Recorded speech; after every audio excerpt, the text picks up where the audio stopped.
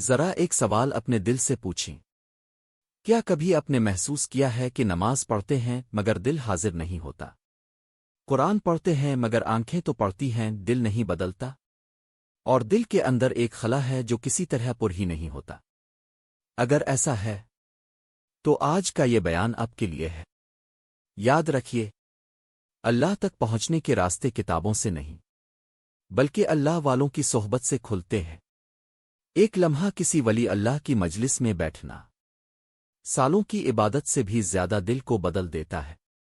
آج ہم بات کریں گے اولیاء اللہ کی صحبت کے وہ 5 روحانی فائدے جو مردہ دل کو زندہ، کمزور ایمان کو مضبوط اور بھٹکے ہوئے انسان کو سیدھی راہ پر لے آتے ہیں۔ بیان آخر تک ضرور سنیے گا، شاید یہ ایک بات آپ کی پوری زندگی بدل دے۔ بسم اللہ الرحمن الرحیم۔ بیان اولیاء اللہ کی صحبت کے روحانی فائدے۔ میرے محترم بزرگوں اور عزیز دوستو، آج ہم ایک نہایت اہم اور اصلاحی موضوع پر بات کرنے جا رہے ہیں، اور وہ ہے اولیاء اللہ کی صحبت۔ انسان کی زندگی میں سب سے گہرا اثر جس چیز کا ہوتا ہے وہ اس کی صحبت ہوتی ہے۔ انسان جیسا ماحول اختیار کرتا ہے ویسا ہی اس کا دل، اس کی سوچ اور اس کا عمل بن جاتا ہے۔ اولیاء اللہ وہ خوش نصیب بندے ہوتے ہیں جن کے دل اللہ کی یاد سے زندہ ہوتے ہیں۔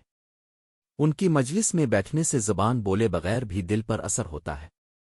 ان کی خاموشی بھی نصیحت ہوتی ہے اور ان کا عمل بھی دعوت حق ہوتا ہے۔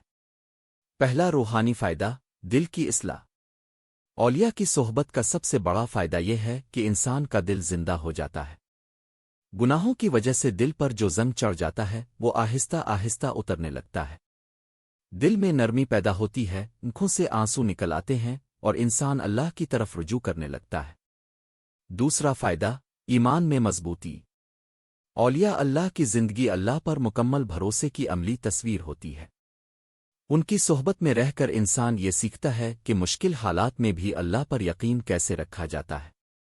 اس سے ایمان صرف باتوں تک محدود نہیں رہتا بلکہ عمل میں نظر آنے لگتا ہے۔ تیسرا فائدہ، ذکر الہی کی رغبت۔ اولیاء کی مجلس ذکر سے خالی نہیں ہوتی۔ کبھی زبان سے، کبھی دل سے اور کبھی خاموشی کے ساتھ اللہ کو یاد کیا جاتا ہے۔ اس ذکر کی برکت سے دل کو سکون ملتا ہے، پریشانیاں کم ہو جاتی ہیں اور روح کو قرار نصیب ہوتا ہے۔ چوتھا فائدہ، اخلاق و کردار کی بہتری۔ اولیاء اللہ لوگوں کو صرف نصیحت نہیں کرتے بلکہ اپنے کردار سے سکھاتے ہیں۔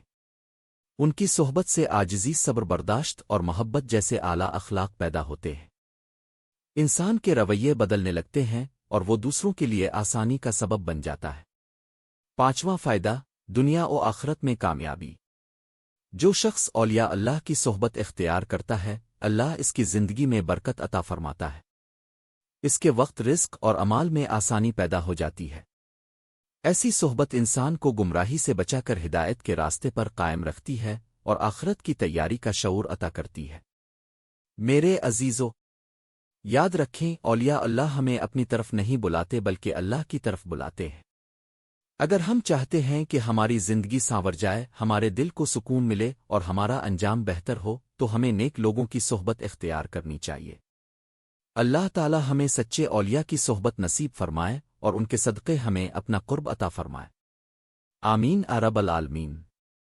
میرے عزیز بھائیوں اور بہنوں، اگر یہ بیان آپ کے دل تک پہنچا ہے، اگر اس کی کوئی ایک بات بھی آپ کو اللہ کے قریب لے گئی ہے، تو اس نیت کے ساتھ ہمارا چینل سبسکرائب کر لیجئے کہ یہ علم آگے پہنچے اور صدق جاریہ بنے۔ ویڈیو کو لائک کریں تاکہ یہ بیان مزید دلوں تک پہنچے، اور بیل آئیکن ضرور دبائیں تاکہ کوئی اصلاحی بات اب تک پہنچنے سے رہ نہ جائے۔ یاد رکھیے، نیکی کو پھیلانا بھی نیکی ہے، اور ہو سکتا ہے آپ کا ایک سبسکرائب کسی کے دل کی اصلاح کا ذریعہ بن جائے۔ اللہ آپ کو جزائے خیر عطا فرمائے۔ آمین۔